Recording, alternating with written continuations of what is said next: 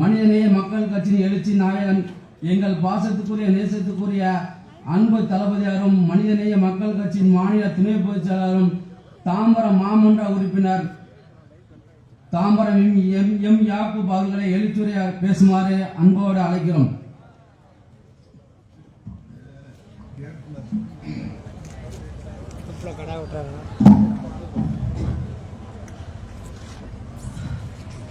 மனிதநேய மக்கள் கட்சியினுடைய 17வது ஆண்டு விழாவை சீரோடும் சிறப்போடும் தமிழ்நாடு முழுவதும் கட்சியினுடைய கொடிகளை ஏற்றி வைத்து ஏழை எளிய மக்களுக்கு நலத்திட்ட உதவிகளை வழங்கி மரக்கன்றுகளை நட்டு அனைத்து சமூக மக்களுக்கும் நற்பணியை வழங்க கோரி தலைவர் பேராசிரியர் உத்தரவுக்கு இணங்க இறுதியாக பொதுக்கூட்டம் மூலமாக மனிதநேய மக்கள் கட்சியினுடைய பணிகளை நாட்டு மக்களுக்கு தெரிவிக்கும் வண்ணமாக இப்படிப்பட்ட பொதுக்கூட்டத்தை தலைவர் அவர்கள் நடத்த சொல்லியிருக்கின்றார். அந்த அடிப்படையில் தென்காசி மாவட்டம் தென்காசி நகரத்தில் மிக சிறப்பாக அரசியலமைப்பு சட்டமும் தேசத்தை இன்றி நினைவும் என்ற வகுப்பு வாரிய சட்டம் என்ற தலைப்பில் மிக அருமையான ஒரு பொதுக்கூட்டத்தை நடத்தி தென்காசிக்கு மட்டுமல்ல உலகம் முழுவதும் வாழக்கூடிய தமிழர்கள் மத்தியிலே மிக தெளிவாக எடுத்துரைத்து ஊடகம் மூலியமாக செய்திகள் போய்கொண்டிருக்கிற நிகழ்ச்சியை சிறப்பாக ஏற்பாடு செய்திருக்கின்ற மனிதநேய மக்கள் கட்சியினுடைய நகர தலைவர் அன்பு சகோதரர் அபாபீர் மைதீன் அவர்களை,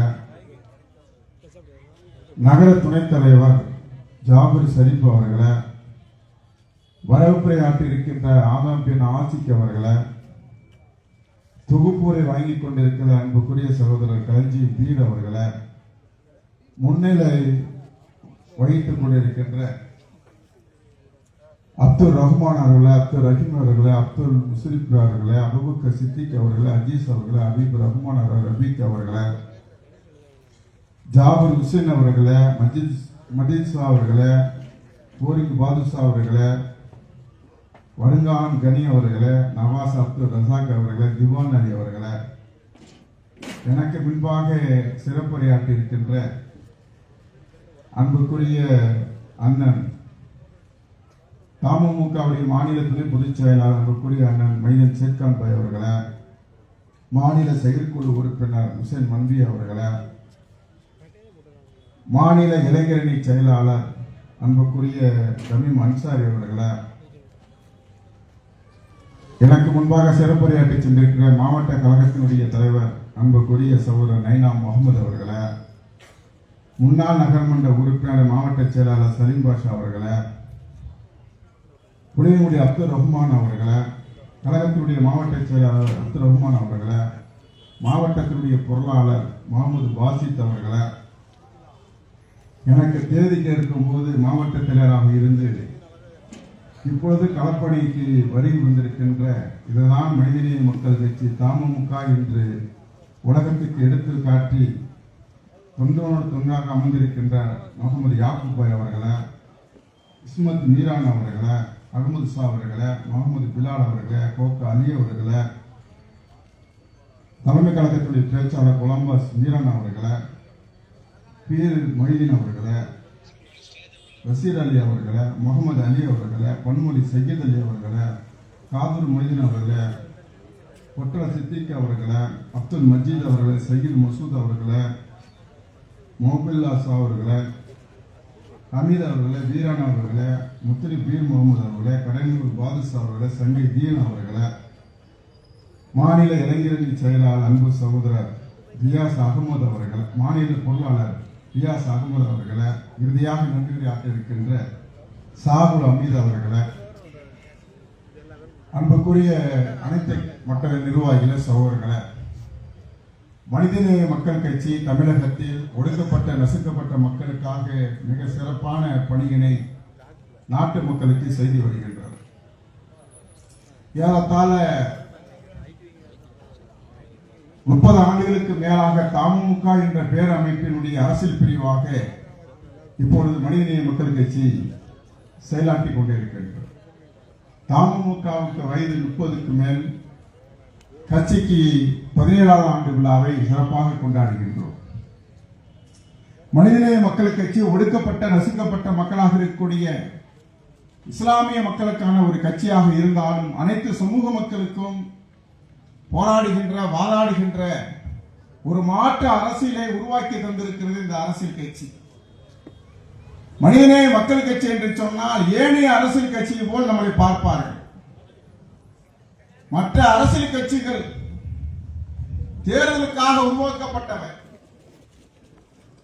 நாடாளுமன்றத்திலே உறுப்பினர் இருக்க வேண்டும், சட்டமன்றத்திலே உறுப்பினர் இருக்க வேண்டும், மாமன்றத்திலே உறுப்பினர் இருக்க வேண்டும், உள்ளாட்சி பிரதிநிதிகள் இருக்க வேண்டும் என்பதற்காக அரசியல் கட்சியை உருவாக்கி அதற்காக களப்பணியாற்றி இறுதியாக அவர்களுக்கு வாய்ப்புகளை தருவார்கள். ஆனால் ஒரு கொள்கை கோட்பாடுகளை கொண்டு RSS உடைய சித்தாந்தத்தை, பாரதிய ஜனதா கட்சியுடைய சித்தாந்தத்தை அனைத்து சமூக மக்களுக்கு கொண்டு போய் சேர்க்கும் வண்ணமாக இந்த கட்சியை, இந்த கழகத்தை நாம் உருவாக்கி இருக்கின்றோம். 1998ஆம் ஆண்டு பிப்ரவரி 10 - 14க்குள் இதே தென்காசியில் எங்களுடைய மூத்த தலைவராக இருந்த இப்பொழுது வேற அமைப்பில் இருக்கக்கூடிய ஐதருபாய் அவர்களும் ஆமத் பக்ரியா அவர்களும் இங்கு ஒரு பொதுக்கூட்டத்தில் நாங்கள் கலந்து கொண்டோம். தமுக தேர்தலை புறக்கணிக்கின்றது. இஸ்லாமிய சமூக மக்களுக்கு நவம்பரில் 19 இஸ்லாமியர்கள் கோவையிலே படுகொலை செய்யப்பட்டிருக்கின்றார்கள். நீதி கேட்டு நாங்கள் தேர்தலை புறக்கணித்து இந்த பொதுக்கூட்டத்தை நடத்தினோம். பிறகு 14ஆம் தேதி விரும்பத்தக்க சம்பவம் நடைபெற்ற காரணத்தினால் கைது செய்யப்பட்டு பாளையங்கோட்டை சிறையில் அடைக்கப்பட்டோம். அப்போ மனிதநேய மக்கள் கட்சியை தமுகவை தென்காசிக்கு அறிமுகப்படுத்த வேண்டிய அவசியம் கிடையாது. ஒரு வலுவான பின்பலம் கொண்ட ஒரு நகரம். தமிழகத்தில் எங்க பாதிக்கப்பட்டாலும் 2016 மிகப்பெரிய ஒரு வெள்ளப்பெருக்கு, நம்முடைய அன்சாரி சொல்வதை போல தென்காசி நயினார் பாய் தலைமையில் ஒரு லாரி முழுவதும் பாய்கிறது. நேற்று இருந்தவன் இன்றைக்கு ஒருவேளை சாப்பாட்டுக்கு கையேந்தக்கூடிய நிலை. படுப்பதற்கு தலகாணி இருந்தும், பெட்டு இருந்தும், கட்டில் இருந்தும், ஏசி இருந்தும் எதுவும் இயங்காத ஒரு காலகட்டத்தில் பாயிருந்தால் போதும் தெருவிலே படுத்து தூங்கிக் கொள்ளலாம் என்று சொல்லும் போது உடனடியாக பாய்களை ஒரு லாரி முழுவதும் அனுப்பி வைத்த ஒரு நகரம் தான் இந்த தென்காசி நகரம். நான் சொல்வது சமூக சேவை மட்டுமல்ல, ஒடுக்கப்பட்ட நசுக்கப்பட்ட மக்கள் எங்கெல்லாம் பாதிக்கப்படுகின்றார்களோ அந்த பாதிப்புக்கு மருந்தாக அமையக்கூடிய சகோதரர்களாக இந்த நகரத்தில் இருந்து கொண்டிருக்கின்றார்கள். அதுதான் மனிதநேய மக்கள் கட்சி சமூக உறவை பேணி காக்கின்றது. எப்படிப்பட்ட சமூக உறவு என்று சொன்னால், நாம் முஸ்லிம்களுக்கு தனி இடஒதுக்கீடு என்பதற்காக ரோட்டில் இறங்கி போராடி இருக்கின்றோம். சட்டமன்றத்தில் இந்த கட்சியினுடைய தலைவர் பேராசிரியர் அவர்கள், மாண்புமிகு திராவிட மாடல் ஆட்சி நடத்தக்கூடிய தமிழ்நாட்டுடைய முதலமைச்சர் அவர்களே, தலைவர் கலைஞருடைய ஆட்சி காலகட்டத்தில் 3.5% இடஒதுக்கீடு இங்கு கொடுத்தீர்கள். ஆட்சி காலகட்டத்தில் கடந்த 10 ஆண்டுகளில் இந்த இடஒதுக்கீடு எங்களுக்கு முறையாக பின்பற்றப்படவில்லை. இதனால் உளவுத்துறையிலையும், காவல்துறையிலையும், நீதித்துறையிலையும், பொதுத்துறையிலையும் நாங்கள் பின்னோக்கி வந்துவிட்டோம். ஆகையால் திராவிட மாடல் ஆட்சி நடத்தக்கூடிய, தந்தை பெரியாருடைய போதனையை பின்பற்றக்கூடிய, அண்ணாவுடைய வழியில் நடத்தக்கூடிய, முத்தமிழ் அறிஞருடைய அறிவுரையை ஏற்றுக்கொள்ளக்கூடிய அரசாங்கக்கூடிய நீங்கள் முஸ்லிம்களுக்கு 3.5% இடஒதுக்கீடு அதிமுக ஆட்சி காலகட்டத்தில் நிறைவேற்றப்பட்டதா என்று வெள்ளருக்கு தாழ்வில் என்று தலைவர் கேட்கின்றார், பேராசிரியர் கேட்கின்றார், இந்த கட்சியினுடைய தலைவர் கேட்கின்றார், பிறகு கேட்கின்றார். நீண்ட காலமாக நீதி மறுக்கப்பட்டு, ஜாமீன் கூட மறுக்கப்பட்டு, விசாரணை கைதியாகவும் தண்டனை கைதிகளாகவும் இருக்கக்கூடிய சிறைவாசிகளுக்கு நீங்கள் விடுதலை தாருங்கள் என்று சட்டமன்றத்தில் கேட்கின்றார், கோரிக்கை வைக்கின்றார். இவர் மட்டும் தனியாக கோரிக்கை வைக்கவில்லை. கூடிய வேலூரில் நடத்திக் கொள்கின்றார், விடுதலை சிறுத்தைகள் சிந்தனை செல்வ நவாசை நடத்திக் கொள்கின்றார். மாண்புமிகு தமிழக முதலமைச்சர் அவர்கள் அறையிலிருந்து ஓய்வெடுவதற்காக, சட்டமன்றத்திலிருந்து ஓய்வெடுவதற்காக ஒரு அறைக்கு போகின்றார்கள். அந்த அறையில் போய் புகார் கொடுத்து இந்த கோரிக்கை நீங்க நிறைவேற்றுங்கள் என்று சொல்லுகின்றார். இது யாரும் எங்களுக்கு சொல்லித் தர வேண்டிய அவசியம் இல்லை. தமுக மாமகவுக்கு இரத்தத்தில் ஊறப்பட்ட கொள்கை விடுதலை, சிறைவாசியின் விடுதலையும் இடஒதுக்கீடும் இந்த அடிப்படையில் தலைவர் அவர்கள் செயலாற்றினார்கள். இப்பொழுது சொல்லுகின்றார்கள், முஸ்லிம்கள் வடக்கில் இருக்கக்கூடிய முஸ்லிம்களுடைய எதிர்ப்பு பிரச்சாரத்தை தமிழகத்தில் மதுரை மாநகரத்திலே கொண்டு வருகின்றார்கள்.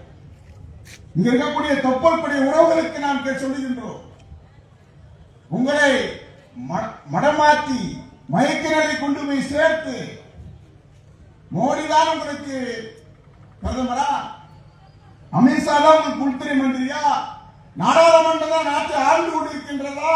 நாங்கள் சொல்லுகின்றோம், RSS உடைய சிப்பன பார்ப்பான் மோதல் பருவத்தை தான் ஆண்டு கொண்டிருக்கின்றான்.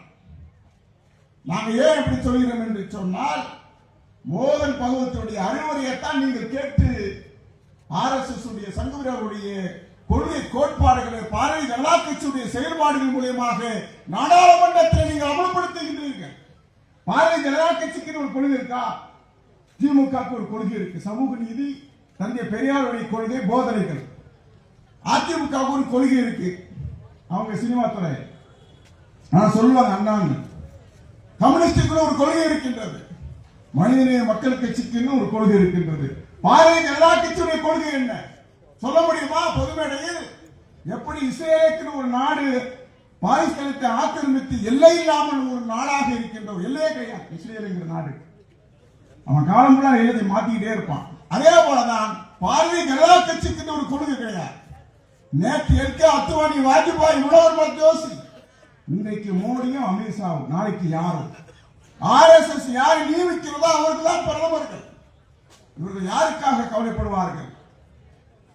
ஆனால் நாங்கள் கவலைப்பட்டோம். எங்களுடைய தலைவர் பேராசிரியர் அவர்கள் கவலைப்பட்டார். எனக்கு முன்பாக பேசிய மாநில செயற்குழு உறுப்பினர் சொன்னார், முருகனுடைய வீடாக இருக்கக்கூடிய ஆறுபடையில் ஒரு வீடாக இருக்கக்கூடிய பாபநாசம் எங்க தலைவருடைய தொகுதி, எங்க கட்சியினுடைய தலைவர் பேராசிரியர் ஜவஹர்லாலுடைய தொகுதி. அது அந்த தொகுதியில் நேரடியாக முருகன் பக்தரை பார்க்க முடியாத கால்வழியால் அவதிப்படுகின்ற ஊனப்பட்டவர்கள் போக நேரடியாக முருகனுடைய தரிசனத்தை தரிசனிக்க முடியாதவர்கள் திரும்பி சென்று விடுகின்றார்கள். அவர்களெல்லாம் ஒரு கோரிக்கை வைக்கின்றார்கள், எங்களால் முருகனை பார்க்க முடியவில்லை, இதற்கு ஏதாவது நீங்கள் ஒரு மாற்றங்கள் ஏற்படுத்தும் என்று சொல்லும் போது தலைவர் பேராசிரியர் அவர்கள் திராவிட மாடல் ஆட்சி நடத்தக்கூடிய தலைமை முதலமைச்சர் இருக்கக்கூடிய சட்டமன்றத்தில் கோரிக்கை வைக்கின்றார். எப்படிப்பட்ட கோரிக்கை தெரியுமா? எங்களுடைய தொகுதியில் பாபநாசத்தில் முருகனுடைய ஆறுபடை வீடாக இருக்கக்கூடிய சுவாமி மலையில் முருகனுக்கு லிப்ட் வசதி தடை செய்து தாருங்கள் என்று கேட்கின்றார். உடனடியாக முதலமைச்சர் திரும்பி பார்க்கின்றார். ஒவ்வொரு பார்வைக்கு ஒரு தீர்மானம் நிறைவேறும். தமிழ்நாட்டுடைய முதலமைச்சர் திரும்பி பார்க்கின்றார். கேட்கக்கூடியவர் மனிதநேய மக்கள் கட்சியுடைய தலைவர். முதலமைச்சரிடத்தில் கேட்கின்றார், இந்து அறநிலைத்துறை மானியம் வரும்போது எவ்வளவு ஒதுக்கிறார்கள் தெரியுமா? எங்கேயாவது சங்கிகள் கேள்விப்பட்டிருக்கின்றார்களா? வெளியே சொல்லியிருக்கின்றார்களா? இந்த மக்களுக்கு தான் செய்கிறார் சொல்லுகின்றேன். பாபநாசத்தினுடைய அந்த முருகனுக்கு தலைவர் கோரிக்கை வைத்தவுடன் 3,50,00,000 லிப்டுக்காக ஒதுக்கி தலைவர் அவர்கள் திறப்பதற்கு தயாராக இருக்கிறது. இதை மனிதநேய மக்கள் கட்சி செய்தது. ரைட்டு. இப்ப முருகனுக்கு கேட்டாச்சு, அடுத்து யாருக்கு தெரியுமா கேட்கிறார் தலைவர்? எங்களுடைய கட்சியினுடைய தலைவர் பேராசிரியர் அவர் எது கேட்கிறாரு? இந்த நேரத்தில் சொல்லணும், நான் சொல்றேன். திருப்பரங்குன்றம் மாதிரிலாம் கிடையாது, ஊராமட்ட என்ன சொல்லுவார் அது மாதிரி வெள்ள விநாயகர் கோயில். இப்ப தம்பிக்கு கேட்டாச்சு, இப்ப அண்ணனுக்கு கேட்கிறார். வெள்ள விநாயகர் கோயில் பல ஆண்டுகளாக தேரோட்டம் இல்லாம இருக்கு. அந்த கோயில் மடங்கள்லாம் சரிஞ்சு போய் கிடக்கு, அதை பராமரிக்கணும். அந்த தேரு ஊர்வலம் வரணும், நீங்கள் உதவி செய்ய வேண்டும். இந்த முதலமைச்சர் அவர்களே, திராவிட மாடல் ஆட்சி நடத்தக்கூடிய முதலமைச்சர் அவர்களே, நீங்கள் உதவி செய்ய வேண்டும் சொல்லும் போது அதே பார்வையை இந்த அறநிலையத்துறை அமைச்சர் அண்ணன் சேகர் பாவை பார்த்து திரும்புகின்றார். திரும்பும் போது உடனடியாக 4,55,00,000 சொல்றா பாப்போம். எந்த பிஜேபி காரங்க கோரிக்கை வச்சிருக்கிறான்? எந்த அமித்ஷா நேரடியாக உங்களுக்கு கொடுத்திருக்கிறாரு?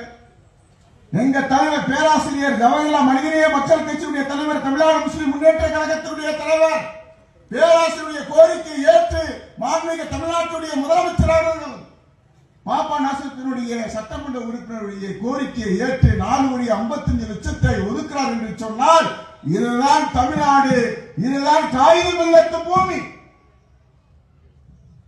மதச்சார்பற்ற பூமி. அது மட்டும் இல்ல, பாரதிய ஜனதா கட்சிக்கு இன்னொரு கோரிக்கை வைக்கின்றோம். மனிதநேய மக்கள் கட்சி என்று சொன்னால் மாற்று அரசியல். மாற்று அரசியல் என்ன? நாடாளுமன்றத்தில் நாங்க பிரைம் மினிஸ்டர் ஆக முடியாது, எங்களுக்கு தெரியும். ஜனாதிபதி ஆக முடியுமா? ஆக முடியாது. ஆளுநர் ஆக முடியுமா? ஆக முடியாது. நாட்டுடைய முதலமைச்சர் ஆக முடியுமா? ஆக முடியாது. அங்க இங்க வீதியில இறங்கி நாங்கள் 30 ஆண்டு காலம் போராட்டத்துக்கு பிறகு சட்டமன்றத்தில் போய் எங்க தலைவர்கள் பொதுச்செயலாளர்கள் போராடுறாங்க. இதான் வித்தியாசம். நான் கேட்கிறேன், இந்த நாட்டில் கொரோனாங்கிற கொடிய நோய் ஒன்று வந்தது. இந்த கொரோனா கொடிய நோய் தந்தை இழந்தால் மனைவி பார்க்க முடியாது, மனைவி இழந்தால் கணவன் பார்க்க முடியாது. இப்படி இருக்கக்கூடிய ஒரு காலகட்டத்தில்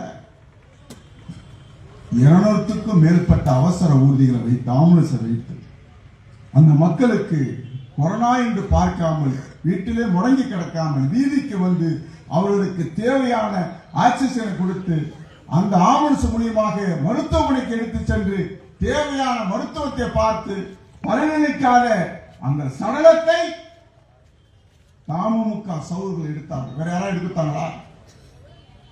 யாருமே எடுக்கல. தமுமுக எடுத்தது. சடலத்தை கூட பார்ப்பதற்கு குடும்பத்தார் வர மாட்டார்கள். தன் குடும்பத்தில் ஒருவரா பார்த்து இந்துக்களும் முஸ்லிம்களும் கிறிஸ்தவர்களும் பௌத்தர்களும் கடவுள் நம்பிக்கை இல்லாதவர்களையும் தன்னுடைய உடலையா பார்த்து நேசித்து அந்த உடல்களை நல்லடக்க செய்யக்கூடிய பணியை தமுமுகவுடைய தோழர்கள் செய்தார்கள். இதே காலகட்டத்தில் பாண்டிச்சேரி அரசாங்கத்துடைய ஊழியர்கள் ஒரு கொரோனா உடலை இங்கிருந்து தூக்கி குப்பத்தொட்டையில் வீசினார்கள். தொலைக்காட்சி மூலமாக நம்ம பார்த்தோம். பதறினோம். மனித நேயத்தை இறந்தவர்களுக்கு ஒரு மரியாதை செலுத்தக்கூடிய ஒரு பண்பு இருக்கின்றது.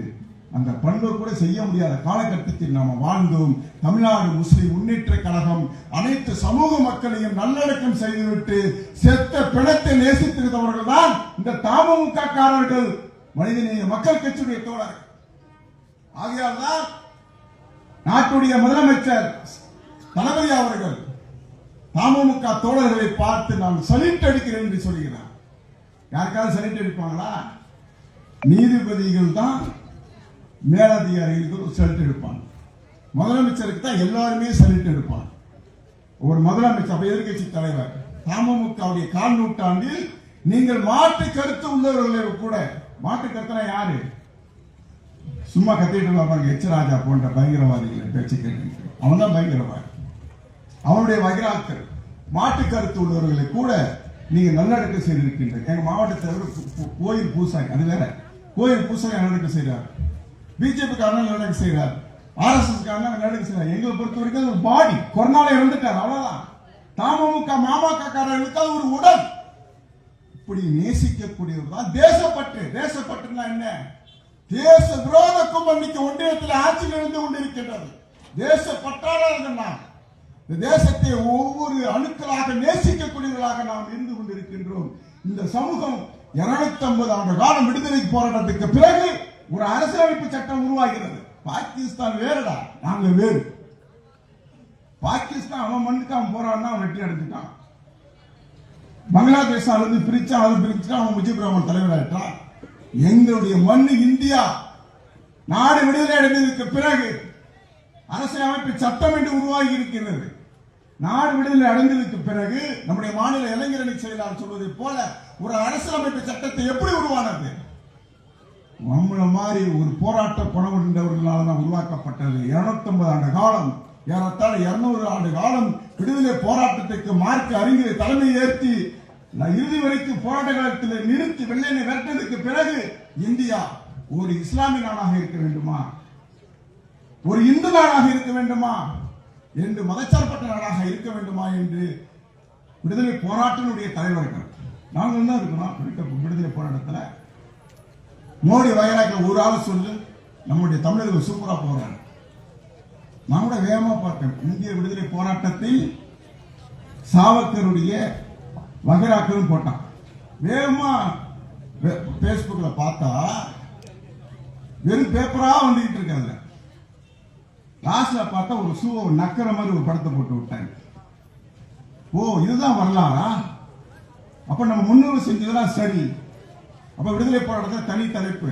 விடுதலை அடைந்ததுக்கு பிறகு அமர்ந்து உட்கார்ந்துக்கிட்டு இந்த கூட்டம் நடத்துறதுக்கு ஒரு ஆலோசனை பண்ணுவோம்ல, அது மாதிரி ஒரு ஆலோசனை பண்றாங்க. ஆலோசனை பண்ணும்போது ஆர்டிக்கல் 25-30 உடன் ஆர்டிக்கல் 25-30 வரைக்கும் நம்ம மாவட்ட பொருளாதார தொப்பி போட்டிருக்காரு பாருங்க, பிலால் பாய் பெரிய தாடி வச்சிருக்காரு பாருங்க. இதெல்லாம் யாரு தெரியுமா உருவாக்கி தந்தது? நாமும் அதுக்காண்டி போராடுகிறது. ஆனால் இதை உருவாக்கி தந்தவர்களுடைய முன்னோர்கள் விடுதலை போராட்டத்தில் ரத்தத்தை சிந்தி வீடுகளை இழந்து உயிர்களை இழந்து எப்படிப்பட்ட உயிர் தெரியுமா? இந்த விடுதலைக்கு முன்பாக ஜாலியின் வாலாபாத்தின் ஒரு போராட்டம் இருக்கிறது. அந்த போராட்டத்தை படிக்கும் போதே தெரியும். வந்திலைகள் ஆட்சியில் அமர்ந்து கொண்டிருக்கின்றார்கள். சொந்த ஊர் நாட்டுக்காரர் விடுதலை போராட்ட வீரர்கள் ரோது வீதியில் உட்கார்ந்து இருக்கிறார்கள் என்று சிந்தனை உங்களுக்கு தோன்றும். கான் கபால் கான் விடுதலை போராட்டத்தை ஆங்கிலேயர்கள் படபடவென்று சுட்டு படுகொலை செய்கின்றார்கள். பல பேர் செத்து போகின்றார்கள்.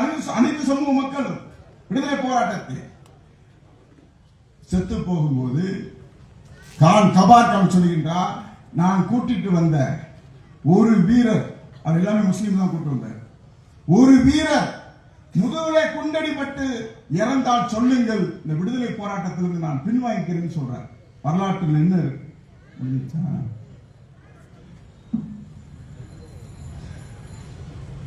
அந்த போராட்டத்தில் ஒரு முஸ்லிம்கள் முன்னாடி முதுகுல குண்டடி போட்டு இறந்து விட்டாங்க சொல்லுங்க, நாங்கள் என்ன செஞ்சிடறோம், போராட்டத்தை வந்து வாபஸ் வாங்கிக்கணும்னு சொல்லும் போது போஸ்ட்மார்டம் ரிப்போர்ட்ல பாக்குறாங்க எல்லாமே நெஞ்சில குண்டடி போட்டு செத்துருக்கான். முஸ்லீம் கான் கபார் கான் கூட்டு வந்த அத்தனை பேருமே எதுல குண்டடி போட்டு செத்துருக்கிறான், சைதாக இருக்கிறான். நம்ம பாச சொல்லணும்னா நெஞ்சில குண்டுகளை வாங்கி இறந்திருக்க அப்படிப்பட்ட முன்னோர்கள் தியாகத்தில் தான் இந்த தோடி இந்த தாடியும் இந்த தொப்பியும். ஆர்டிக்கல் 25-30 வரைக்கும் எப்படி உருவானது தெரியுமா? காங்கிரஸ்ல அப்ப யாரும் இல்ல, இப்ப காங்கிரஸ் ஏத்துக்கிறோம். 92, 93, 94, 95, 96, 97, 98, 2000 வரைக்கும் எடுத்து ஏத்துக்க மாட்டோம்ல. நம்மள மாதிரி எவனும் காங்கிரஸ் எதிர்க்க முடியாது. ஏன்னா அந்த காங்கிரஸுக்குள்ள இந்த மோடி வகைராக்களும் சாவர்கர் வகைராக்களும் உள்ள இருந்தான் காங்கிரஸுக்குள்ள.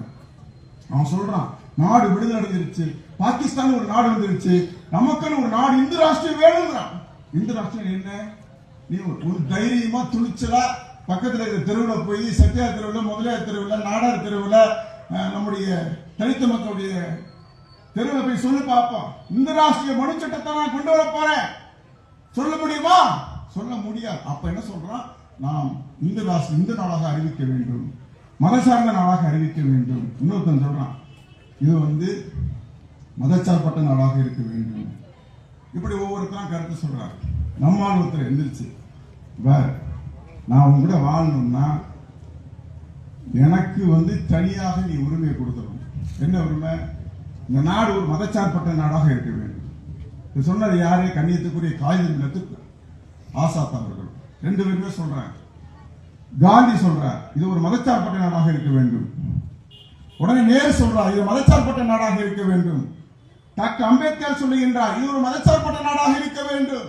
உடனடியாக மதச்சார்பற்ற நாடுக்கு அரசியலமைப்பு சட்டத்தை உருவாக்குங்கள் என்று கோரிக்கை அவர்கிட்ட ஒப்படைக்கும் போது அவர்கள் ஆர்டிக்கல் 25 வரைக்கும் 30 உள்ள உரிமைகளை இந்த இஸ்லாமிய சமுதாய மக்களுக்கு வழங்கியிருக்கின்றார்கள். இந்த சட்டத்துக்கு எதிராக தான் முத்தலாக்கு தடை சட்டம், வகுப்புவாரி திருத்த சட்டம், என்பேர், என்ஆர்சி போன்ற சட்டங்கள் காஷ்மீர் 3ஆக பிரித்தது. இந்த சட்டத்துக்கு நேர் எதிரானது. ஆர்டிக்கல் 25-30 வரைக்கும் இஸ்லாமியருக்கு வழங்கப்பட்ட தனி சட்டங்கள் 4 தான். திருமணம் செஞ்சுக்கலாம், புதைச்சுக்கலாம், சொத்து பிரிச்சுக்கலாம். இப்படி சட்டம் 4, வெறும் 4. கிறிஸ்தவர்களுக்கு 4, அத்தனை இந்துக்களுக்கு. பொதுவான ஒரு அரசியலமைப்பு சட்டம் பீகாருக்கும் திருநாட்டு சமன் தான். யாராவது யாக்கூப்ப வந்து நயினார் அடிச்சிட்டான்னு வச்சுங்க, திருநாட்டு சமன் பைனான்சுக்கு பார்த்தா அடுத்து நான் வேற மாதிரி. பீகார்லயே நிதிஷ்குமாரும் வேற யாரும் அடிச்சுக்கிட்டாங்கன்னா அவனுக்கு திருநாட்டு சமன் தான். நிதிஷ்குமார் முதலமைச்சர். ஆனா இந்த கிரிமினல் சட்டம் ஃபுல்லா பொது, சிவில் சட்டம் வெறும் 4 சட்டம் தான். என்னடா பொது சிவில் சட்டம், பொது சிவில் சட்டம்? நான் கேட்கிறேன், என்னுடைய மாமா தேவர்மார்கள் அனைவரும் ஒரே மாதிரி பொண்ணு எடுப்பாங்களா? அகமுடியா இருக்காரு, முத்துலத்தூர் இருக்கிறாரு, பல பிரிவுகள் இருக்கிறாங்கல்ல, சகல முறையெல்லாம் இருக்குல்ல, அவங்க எல்லாரும் ஒரே முறையில பொண்ணு எடுப்பாங்களா? எடுக்க மாட்டாங்க. அந்த முறை வந்தா தான் பொண்ணு எடுப்பாங்க. அப்ப இந்துக்களுக்கே பொதுவான ஒரு சட்டத்தை உன்னால கொண்டு வர முடியாதுன்னா எப்படி எங்களுக்கு கொண்டு வர முடியும்? கொண்டு வரவே முடியாது. ஏன் கொண்டு வர முடியாதுன்னா அரசியலமைப்பு சட்டத்தை வழங்கிய டாக்டர் அம்பேத்கர் அவர்கள் தெளிவாக சொல்லுகின்றார், சிறுபான்மை மக்களுக்கு ஆர்டிகல் 25-30 வரைக்கும் அவர்களோட வழக்க வழிபாடுகளை செய்யலாம், அடுத்தவர்களுக்கு சொல்லலாம். இந்த உரிமையை நான் வழங்குகின்றேன் சொல்லி அவரை நம்ம கொடுத்துட்டு போயிருக்கிறார். கால் மேல கால் போட்டு நம்ம வாங்கினா நாங்க தானே போராட்டம் பண்ணோம். இப்ப நான் எங்களுக்கு தான் நீ என்ன செய்யணும்? வழங்கணும். அதனால என்ன செஞ்சாங்க? அந்த உரிமை நம்மளுக்கு வாங்கி கொடுத்துறாங்க. அந்த உரிமையை நம்ம என்ன செய்யணும்? பாதுகாத்துக்கணும். நேரம் இல்லை. அடுத்தபடி என்ன சொல்றாங்க? வகுப்பு சட்டத்தை பத்தி அந்த தெளிவாக சொல்லிட்டாங்க. திராவிட மாடல் அரசு விமர்சனம் செய்வோம், ஆதரிப்போம். திமுக கூட்டணி தான், மாற்று கருத்துலாம் கிடையாது. கோவப்படுவோம், வெறுப்பு கிடையாது. என்னடா கோவப்படுறீங்க, வெறுப்பு? நம்ம கோவப்படுவோம், வெறுக்க மாட்டோம். 40க்கு 40 நாங்கள் வெற்றி பெற வைப்போம். பிஜேபி இல்லாத தமிழ்நாட்டை நாங்கள் உருவாக்கி இருக்கிறோம். எங்கள் விமர்சனம் பண்ணுவதற்கு இஸ்லாமிய கட்சியில் இருக்கக்கூடியவனுக்கு எவனுக்குமே என்ன இல்லை, அருகதை கிடையாது. ஏன் அருகதை கிடையாது தெரியுமா? இங்க இருக்கக்கூடிய 40க்கு 40 நாடாளுமன்றத்தில் எங்களுக்கு வாய்ப்பு கிடைக்கல. எங்க தலைவர் 2 காலம் நடக்க முடியாம காவிரி பிரச்சனை, மீத்தம் பிரச்சனை, கூடங்குள பிரச்சனை, தமிழ்நாடு மீனவ பிரச்சனை, அனைத்து விதமான பிரச்சனைக்கும் நடந்தே போன தளபதியை விட இறுதியாக எங்களுக்கு வாய்ப்பு கிடைக்கல. இன்னொரு பக்கம் வாய்ப்பு கிடைக்குது, கூப்பிடலாம் பேச்சுவார்த்தைக்கு, வா 3 சீட்டு தர்றோம், 60 கோடி தர்றோம் சொல்றான். போகல. நாங்க சமூகத்துடைய நாடு துடிப்பு, கட்சியுடைய கொள்கை முடிவு பிஜேபி RSS எதிர்ப்பு. 1998 இந்த இடத்துல இதே தென்காசியில என்ன கோஷத்தை நாங்கள் பொதுக்கூட்டம் போட்டு மற்ற இடத்துல சொன்னமோ அதேதான் என்ன சொல்றோம், இன்னைக்கு சொல்றோம். தமுமுக களப்பணியாற்றி இருக்கின்றது. அது மூலியமாக உருவாக்கப்பட்ட மனிதநேய மக்கள் கட்சி தனியாக கொள்கை கிடையாது. தமுமுக என்ன முடிவு எடுக்கிறதோ அதெல்லாம் மனிதநேய மக்கள் கட்சி செயல்படுத்தும். மனிதநேய மக்கள் கட்சி அடிப்படை தத்துவமே RSS இல்லாத இந்தியாவை உருவாக்குவதுதான் எங்கள் லட்சியமே. அதுதான் எங்களால முடியும். ஏன் முடியாது? நாளை 79 ஆண்டு கால விடுதலைக்காக போராடி வெற்றி பெற்ற ஒரு சமூகம் நாங்கள். இந்துக்கள், முஸ்லிம்கள், கிறிஸ்தவர்கள், பௌத்தர்கள், கடவுள் நம்பிக்கை இல்லாதவர்களும் ஒன்று திரண்டி நடத்தக்கூடிய இந்த சமூகத்துக்கு வெற்றி பெற முடியாதா? வெறும் 80 வருஷம் வரலாறு RSS உடைய வரலாறு. இந்த 25 வந்தா 100 வருஷம் ஆக போகுது. 3 முறை நீ பிரைம் மினிஸ்டர். 800 ஆண்டு காலம் பெருசா, வெறும் 15 வருஷம் பெருசா? சிந்திச்சு பாருங்க. 800 வருஷம். நான் சொல்லல, ஒரு எழுச்சி தமிழ் சொல்றேன். வகுப்பு திருச்சட்டம் மூலியமாக அவங்களை அபகரிக்க பார்க்கிற வெறும் வகுப்பு சட்டம் சொன்னாங்க. மாவட்ட ஆட்சியர்கள் இந்த ஏரியா முழுவதுமே நாளைக்கு காலி பண்ணி கொடுத்தோம்னா காலி பண்ணி கொடுக்கணும். அந்த சட்டத்தில் ஒரு உரிமை இருக்கு. பள்ளிவாசல காலி பண்ணி கொடுக்கணும். அப்படிப்பட்ட உரிமை இருக்கு. ஆனா நம்ம யாருமே என்ன செய்யல, வேற ஏதாவது மாத்திருக்குமா? வரலாற்றை மறைப்பது ஐயக்கத்தான். சிக்கந்தர் மலையை சிக்கந்தர் மலையாவே விட்டுட்டு போனா வெள்ளக்காரன். செங்கோட்டையே வச்சிருக்கிறான் வெள்ளக்காரன். தாஜ்மஹாலை விட்டுட்டு போனான். பாபர் மசூதியை விட்டுட்டு போனான்.